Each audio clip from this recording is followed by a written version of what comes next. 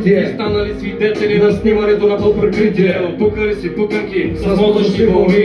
Бутилката бренди отворили, разсипали в чаши 63. За мол си пуснали и ги андроски, изречавайки от него земни маниери и обноски.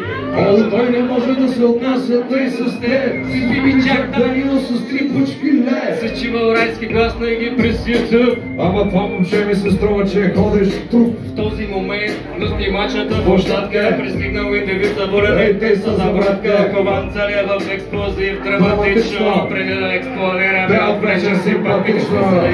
Има точно 3 очи.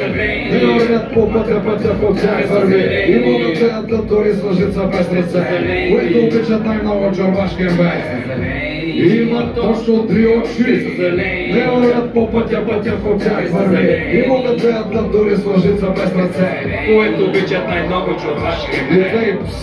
Мозъкът ми даде засечка. Здравейте, включвам се директно От малката мечка, в момента съм затворник без надежда, без изход. Отвлечен съм от марсианци с неизвестен произход. Подложен съм на разни експерименти. Закачени са за члена ми неясни сегменти. Изтезават слухами с музика хиперактивна. Пускат ми полигенова графа по-обективна. Подозирам, че целят да претъпят сетивата ми с тия звуци и успяват вече не чувствам краката си. Излъчват непрестанно нови български сериали. Измъчват ме и бръснат моите пищали. Не знам колко дълго ще мога да издържа. Инжектират ми анаболи с инжекции в газа. Мускулите ми нараснаха значително, но дашекът мигна и усещам, нямам сила да го вдигна. Разбрах името на един от моите похитители. Казва се Моисея, пък на брат му Ангел Викали. изглежда ми познат, прилича ми на Торвасто. И май съм го гледал в някакъв си X-Factor.